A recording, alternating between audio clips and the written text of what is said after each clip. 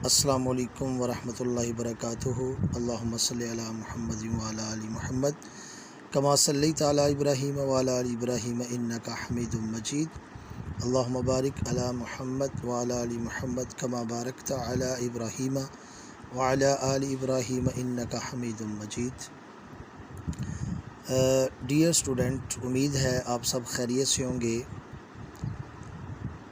آپ اسٹوڈنٹ نے مجھے سیکنڈ ایئر کے اردو کے پیٹرن کے حوالے سے بات کی ہے کہ سر اردو کا جو پیٹرن ہے وہ ذرا اس کے حوالے سے بتا دیں کہ پیپر پیٹرن کیا ہے اور کس طرح ہم اچھے نمبر لے سکتے ہیں۔ تو میں نے چاہا کہ میں 12ویں کلاس کا جو پیٹرن ہے اس کو میں پرزور فرمائش پر اسٹوڈنٹ کی یہ میں جو ہے وہ شیئر کر رہا ہوں آپ سے۔ سب سے پہلے یاد رکھیں بیٹا، جو مروزی ہے، حصہ مروزی، اس کے 20 نمبر ہیں۔ حصہ مروزی کے 20 نمبر ہیں، جس میں 5 اس کا ٹائم ہوتا ہے آدھا گھنٹہ۔ ٹائم اس کا آدھا گھنٹہ ہوتا ہے، اور دوسرا جو ہے اس کے 4 حصے ہوتے ہیں حصہ مروزی کے۔ اس میں 5 جو MCQs ہیں وہ حصہ نثر سے آتے ہیں مختلف اسباق میں۔ سیکنڈ ایئر کی جو کتاب اردو کی ٹیکسٹ بک ہے اس میں سے جو 14 اسباق ہیں اس میں سے 5 MCQs آئیں گے۔ کثیر الانتخابی سوالات، نصاب کے کثیر الانتخابی سوالات 5 MCQs آئیں گے اور 5 ہی نمبر ہوں گے اس کے۔ اس کے بعد میرا بیٹا گرامر کا پورشن آ جاتا ہے، جملوں کی درستی، مطابقت اور حروف کا استعمال۔ 5 نمبر اس کے ہوتے ہیں، جملوں کی درستی، مطابقت اور حروف کا استعمال۔ مطابقت جو ہوتی ہے فعل، فاعل، مفعول کی، فعل کی فاعل کے ساتھ مطابقت، فعل کی مفعول کے ساتھ مطابقت، اور حروف کا استعمال، اس میں مختلف حروف ہوں گے اس کا استعمال۔ تو 5 MCQs اس میں سے آئیں گے۔ اس کے بعد میرا بیٹا رموز اوقاف، 5 نمبر رموز اوقاف کے ہیں۔ رموز اوقاف اس کے 5 نمبر اس میں سے آتے ہیں، جس طرح کہ سوالیہ نشان ہے، وقفہ ہے، رابطہ ہے، تفصیلیہ ہے، تو 5 نمبر اس میں سے آئیں گے۔ اس کے بعد میرا بیٹا 5 نمبر جو ہیں وہ امدادی افعال کے ہیں۔ 5 نمبر امدادی افعال کے ہیں۔ تو امدادی افعال میں نے آپ کو کلاس میں سمجھایا ہوا ہے، تو 5 نمبر جو ہے وہ اس کے ہیں۔ تو یہ میرا بیٹا حصہ مروزی جو ہے یہ 20 نمبر کا ہے، کل نمبر اس کے 20 ہیں۔ اس کے بعد حصہ انشائیہ ہے۔ حصہ انشائیہ جو ہے وہ میرا بیٹا اس کا جو ہے وہ ٹائم ہے 2 گھنٹے 40 منٹ، مطلب 2 گھنٹے 30 منٹ اس کا ٹائم ہوتا ہے۔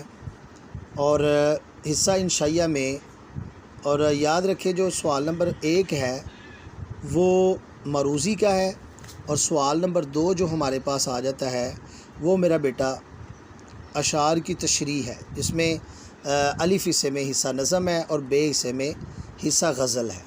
ٹھیک ہے جی۔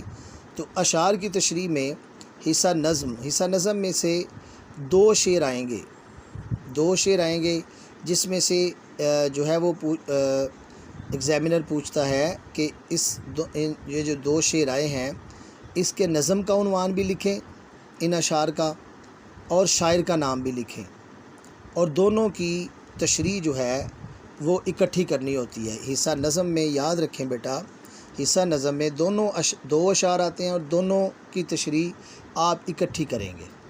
تو اس میں بچے پوچھتے ہیں کہ سر یہ اس کا کتنا ہونا چاہیے۔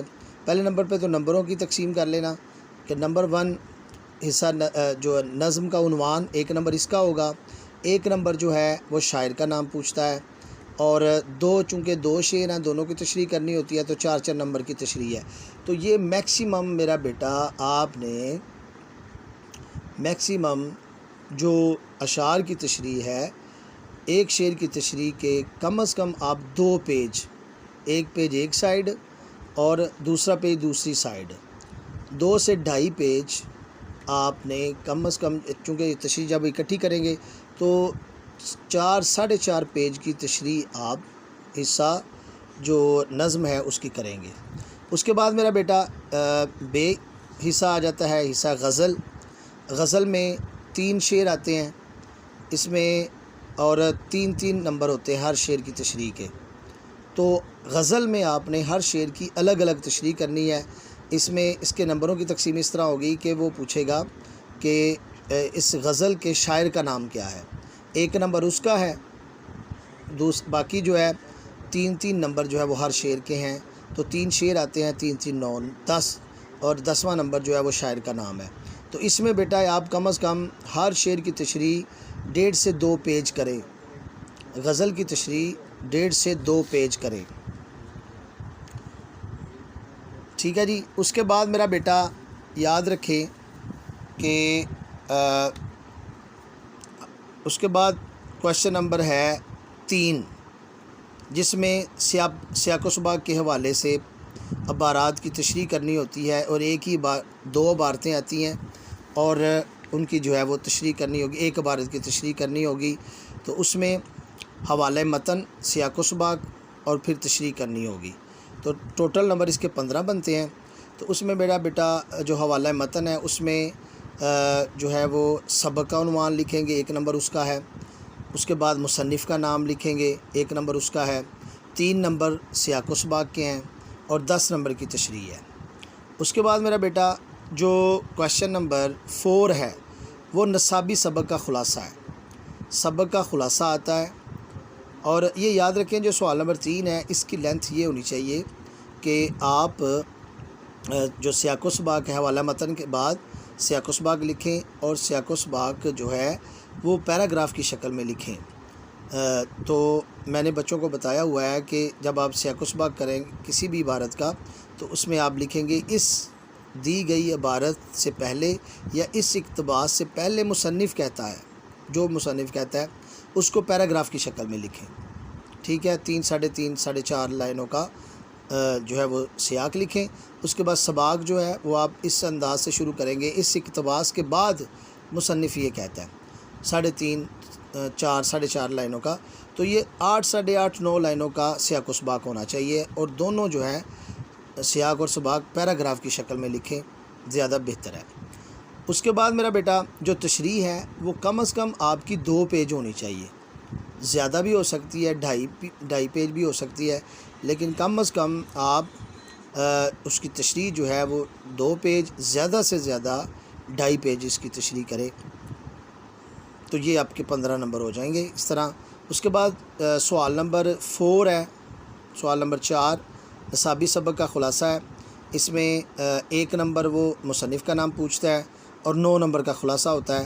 تو یاد رکھیں کہ خلاصہ آپ کا 2.5 پیج کا ہونا چاہیے، نہ 2.5 پیج سے کم ہو نہ 2.5 سے زیادہ ہو، ٹھیک ہے۔ تو یہ آپ کے 10 نمبر اس کے ہو جائیں گے۔ اس کے بعد نظم کا خلاصہ ہے، نظم کا خلاصہ چونکہ اس کے نمبر 5 ہیں تو میرا بیٹا یہ یاد رکھیں اس کو آپ 10 منٹ کے اندر اس خلاصے کو لکھیں، اور 8 سے 9 لائنوں پر 8